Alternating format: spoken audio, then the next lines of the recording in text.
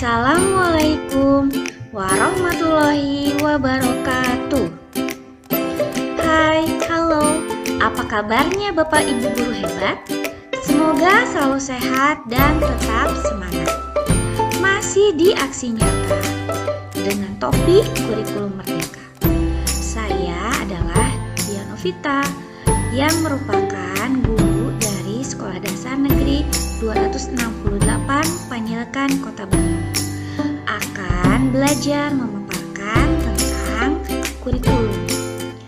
Di sini saya akan membahas apa sih kurikulum itu dan mengapa sih kurikulum itu harus berubah dan mengapa juga harus diadaptasi. Karenanya, marilah kita simak penjelasan berikut ini.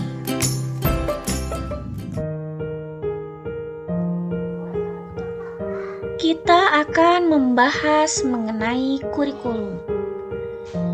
Sampai saat ini belum ada definisi yang tepat atau yang baku mengenai kurikulum. Tetapi, kurikulum itu bisa dikatakan sebagai keseluruhan pengalaman belajar murid kita. Juga bisa dikatakan sebagai titik awal sampai dengan titik akhir pengalaman belajar murid.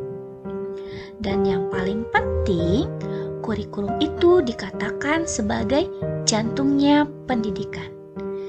Jadi, salah satu yang paling penting dalam pendidikan adalah kurikulum.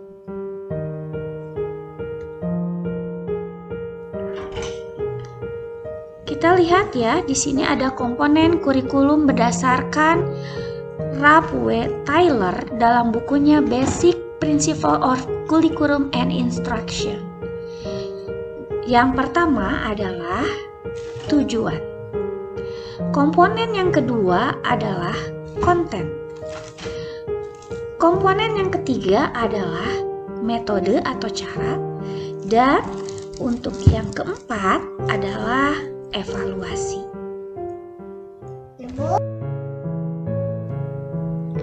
Kita akan membahas tentang peran dan fungsi kurikulum. Sebagai guru, fungsi kurikulum adalah untuk memandu dalam proses belajar murid, yang tentunya kita harapkan memiliki karakteristik sebagai berikut. Yang pertama adalah mewariskan nilai dan budaya masyarakat yang relevan dengan masa kini. Yang kedua adalah mengembangkan sesuatu yang dibutuhkan saat ini dan nanti di masa depan.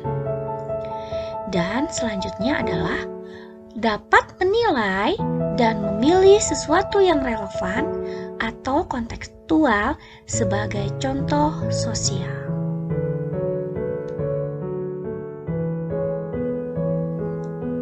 Sebagaimana kita ketahui, kurikulum yang baik adalah kurikulum yang sesuai dengan zamannya. Karenanya, perlu disesuaikan dengan melakukan adaptasi sesuai dengan karakteristik murid. Dan dalam pembelajaran juga harus disesuaikan dengan kebutuhan murid kita. Sesuai dengan proyeksi OECD tahun 2030, siswa-siswa kita atau murid-murid kita itu diharapkan bukan hanya memiliki kemampuan kognitif, sikap, dan psikomotor, tapi juga lebih memiliki nilai dan value. Mengapa kurikulum itu harus berubah? Kurikulum itu harus berubah karena untuk menyiapkan generasi atau anak didik kita menghadapi dunia di masa yang akan datang.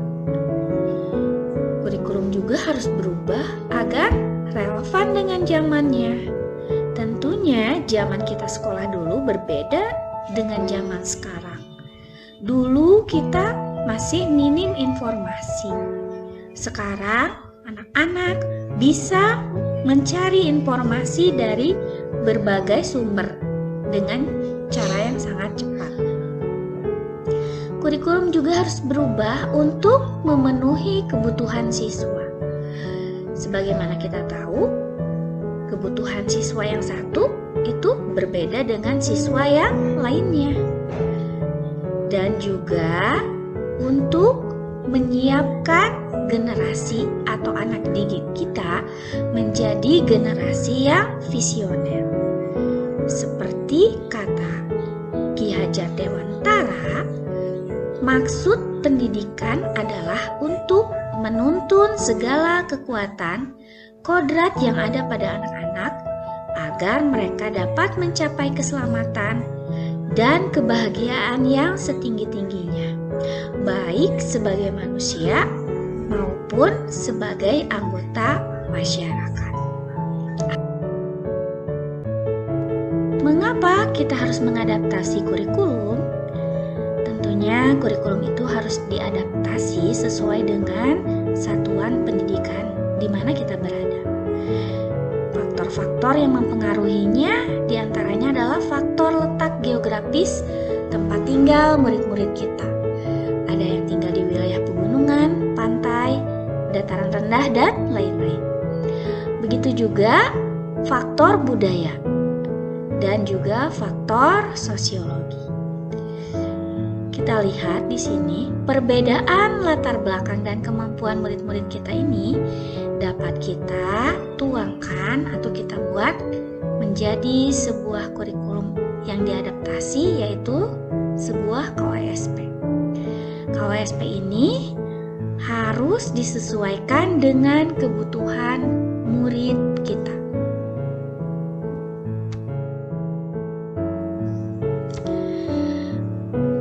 Sebagaimana kita ketahui, kurikulum ini bersifat dinamis, kompleks, dan multidimensi yang berkembang sesuai dengan zamannya dan kebutuhan yang dapat dievaluasi secara berkala.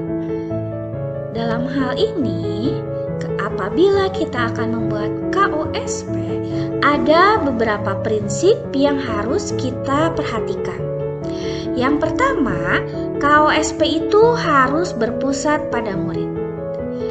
Juga harus kontekstual dengan kehidupan sehari-hari. Dan juga harus esensial, lalu akuntabel, dan yang paling penting dalam menyusun KOSP itu harus melibatkan berbagai pemangku kepentingan.